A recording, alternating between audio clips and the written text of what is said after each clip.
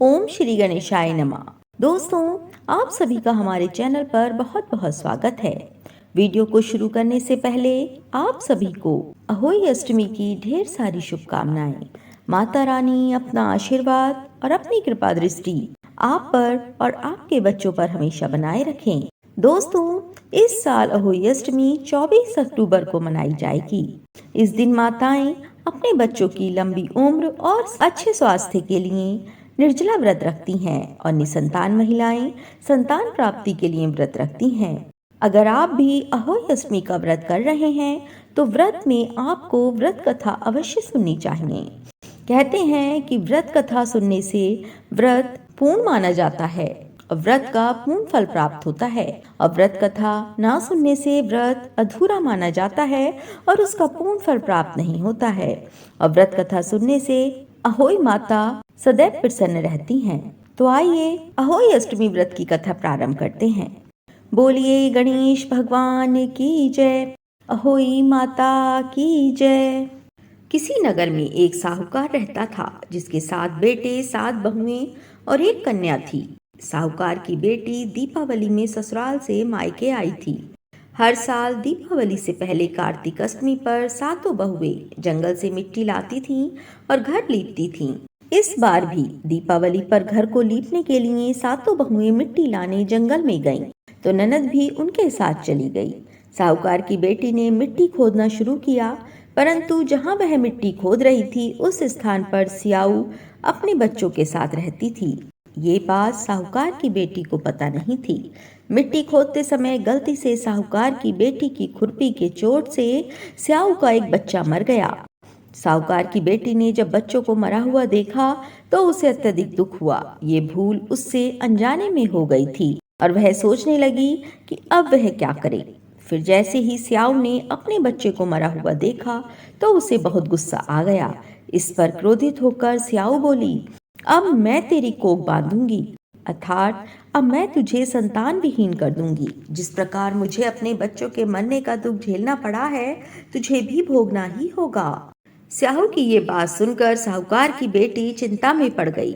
वे अपनी 7 भाभियों से एक एक कर विनती करने लगी कि तुम में से कोई मेरे बदले अपनी कोख बंधवा लो। सभी भाभियों ने अपनी कोख बंधवाने से मना कर दिया, लेकिन छोटी भाभी सोचने लगी कि अगर मैं कोख ना बंधाऊंगी तो सासू जी नाराज होंगी। ऐसा विचार करके सबसे छोटी भाभी ननद के बदले अपनी कोख बंधवाने के लिए तैयार हो गई। थोड़े समय बाद छोटी भाभी गर्भवती हुई और उसने एक सुंदर पुत्र को जन्म दिया, परंतु 7 दिन बाद ही उसका बालक मर गया। इसके बाद छोटी भाभी के जो भी बच्चे होते वे 7 दिन बाद मर जाते थे। 7 पुत्रों की इस प्रकार मृत्यु होने के बाद उसने पंडित को बुलाने का विचार किया। साहूकार की स्त्री ने पंडित जी को बुलाकर पूछा कि क्या बात है, मेरी इस बहू की संतान 7वें दिन क्यों मर जाती है। तब पंडित जी ने बहू से कहा कि तुम काली सुरही गाय की पूजा किया करो। काली गाय रिश्ते में स्याऊ माता की भाईली लगती है। वह अगर तेरी कोख छोड़ दे तो तेरा बच्चा जीवित रह सकता है। पंडित की बात सुनकर छोटी बहू ने दूसरे दिन से ही काली गाय की सेवा करना शुरू कर दिया। छोटी बहू ने पूरी लगन से गाय की सेवा की। वो प्रतिदिन सुबह सवेरे उठकर गाय का गोबर आदि साफ कर दिया करती थी।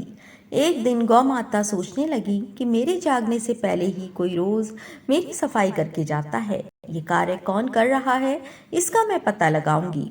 दूसरे दिन गाय माता सवेरे से ही उठ जाती हैं। फिर वह क्या देखती हैं कि साहूकार की बेटे की बहू उसके नीचे झाड़ू आदि करके साफ सफाई कर रही है। इससे गौ माता प्रसन्न हो गई और उन्होंने बहू से कहा कि मैं तेरी सेवा से प्रसन्न हूँ, तू मुझसे क्या चाहती है, जो भी तेरी इच्छा हो मांग ले। तब साहूकार की बहू बोली, स्याऊ माता ने मेरी कोख बांध दी है, जिसके कारण मेरे बच्चे जीवित नहीं रहते हैं।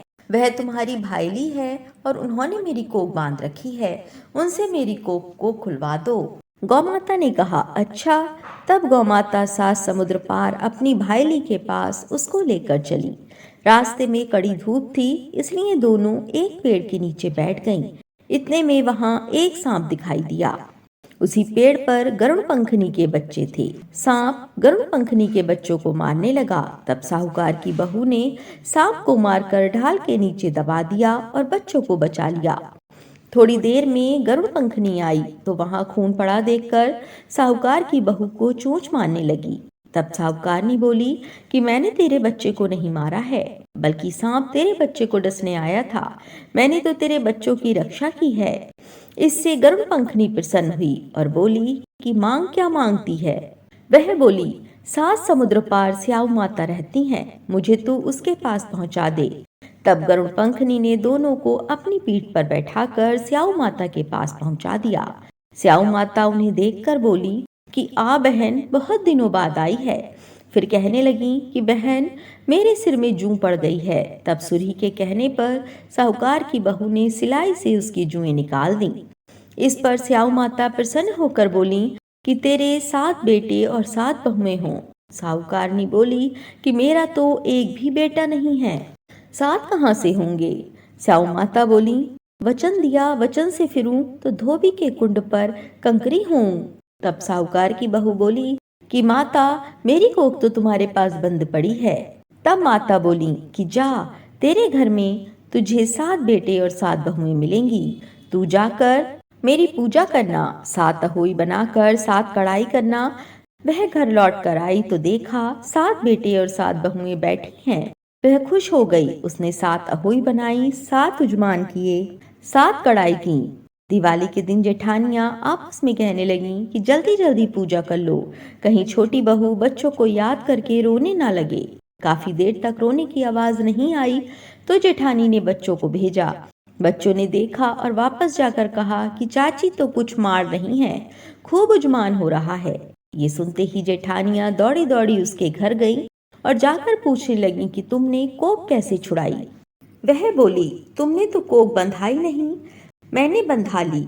अब स्याऊ माता ने कृपा करके मेरी कोख खोल दी है। स्याऊ माता ने जिस प्रकार उस साहूकार की बहू की कोख खोली, उसी प्रकार हमारी भी खोलियो, सबकी खोलियो, कहने वाले की तथा हुंकार भरने वाले तथा परिवार की कोख खोलियो। बोलिए गणेश भगवान की जय, अहोई माता की जय। हे माता रानी, जैसे आपने छोटी बहू के 7 बच्चों की रक्षा की, वैसे ही हमारे बच्चों की भी रक्षा करना। हर मुसीबत, हर कष्ट, हर संकट से बचाना और अपनी कृपा दृष्टि व अपना आशीर्वाद हमारे बच्चों पर हमेशा बनाए रखना। अहोई माता की जय। जय माता की। भक्तों, अगर आपको हमारी वीडियो अच्छी लगी हो तो ऐसे ही अन्य जानकारी के लिए आप हमारे चैनल को सब्सक्राइब करें, वीडियो को लाइक करें और शेयर करें।